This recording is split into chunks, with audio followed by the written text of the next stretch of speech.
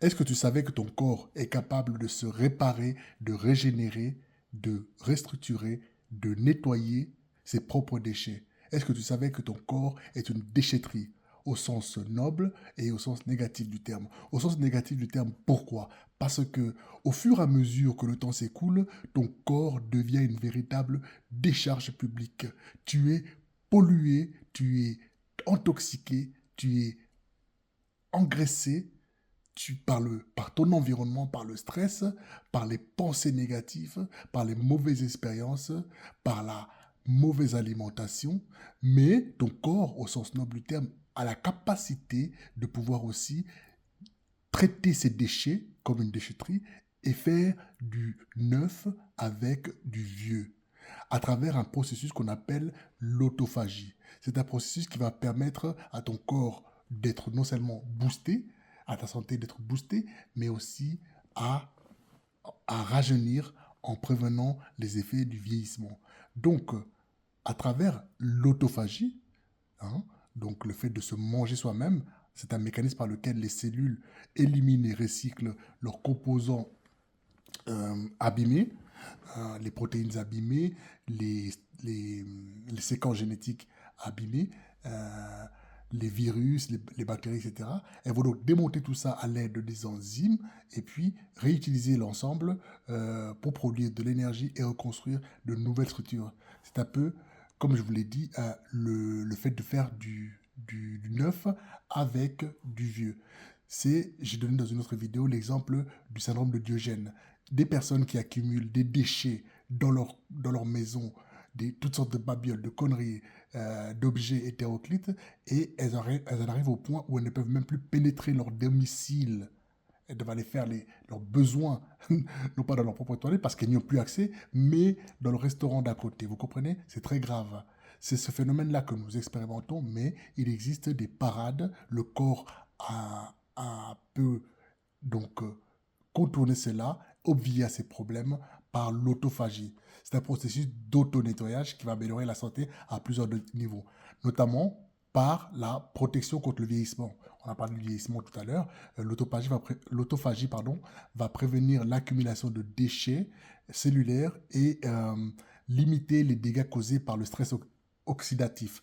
Donc il y aura aussi la réduction des risques de maladies dégénératives et neurodégénératives, notamment par exemple la maladie de l'Alzheimer. On va accumuler en fait des composants nocifs au niveau du cerveau et l'autophagie va permettre de nettoyer tout ça. On va éliminer les toxines, on va éliminer les mitochondries qui sont défectueuses et on va protéger nos neurones et les autres cellules essentielles. On va booster aussi l'énergie, comme je l'ai dit tout à l'heure, en ciblant les bactéries et les virus qui soutiennent notre défense naturelle. Ensuite, en période de stress ou de jeûne, le corps va puiser dans les déchets pour produire de l'énergie, toujours grâce à l'autophagie. La cellule se renouvelle et se restructure pour un second souffle.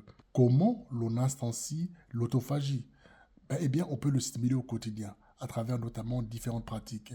Le jeûne intermittent, c'est que là consiste à faire des pauses alimentaires de 14 à 16 heures de temps en temps pour favoriser l'autophagie. C'est l'un des déclencheurs les plus puissants. Pour mon propre cas, cela fait à peu près, ça fait près de 15 ans que je fais un jeûne sec tous les jours. Je vous explique comment, c'est fascinant.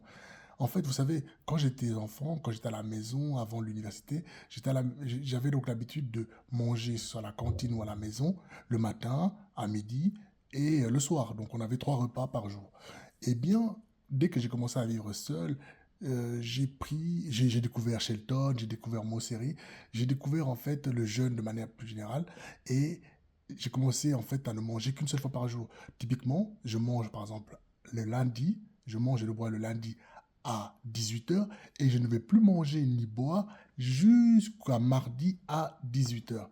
Et ça depuis, je vous dis, plus de 15 ans, hein, plus de 15 ans. On va dire 16 17 ans, on va dire ça comme ça, hein, de mémoire. Le jeûne intermittent va permettre donc de pouvoir déclencher des processus autophagiques. Il y a aussi l'exercice physique, les exercices séquencés, l'entraînement fractionné, hein, ou à haute intensité, qui va favoriser en fait un stress positif. Le stress thermique aussi, le froid ou le sauna, l'hiver, prenez l'habitude de vous jeter dans le lac gelé et ça fait tellement du bien. L'exposition au froid ou l'exposition au chaud. Ensuite, certains aliments, certains nutriments, comme par exemple les polyphénols, c'est-à-dire les tanins végétaux qui sont contenus par exemple dans le thé vert ou alors le resveratrol, la berbérine, le café, les épices comme le curcuma, le gingembre, toutes ces choses comme ça, vont enclencher l'autophagie. L'autophagie, c'est un processus qui est naturel et qui est incroyablement efficace pour entretenir nos cellules.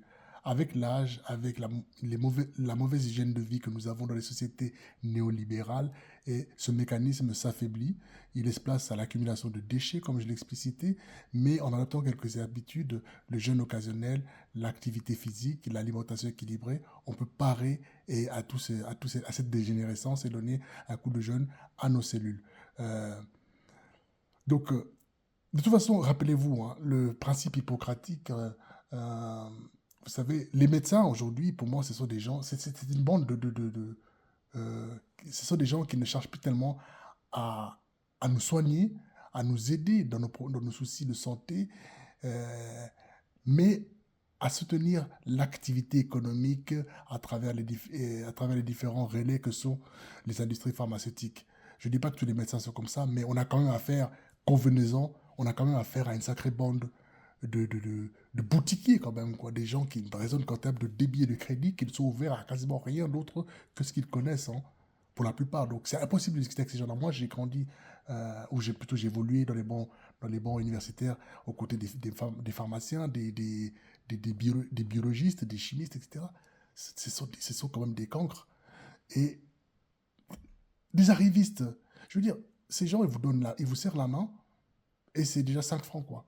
Vous voyez un peu l'idée ou pas? Pourtant, ils ont fait un serment, ils ont prêté serment, ils ont juré le serment d'Hippocrate. Et qu'est-ce que dit Hippocrate? Qu'est-ce que dit le corpus hippocratique? C'est que l'aliment soit ton premier médicament. C'est ce que dit le philosophe médecin, le philosophos qu'était Hippocrate.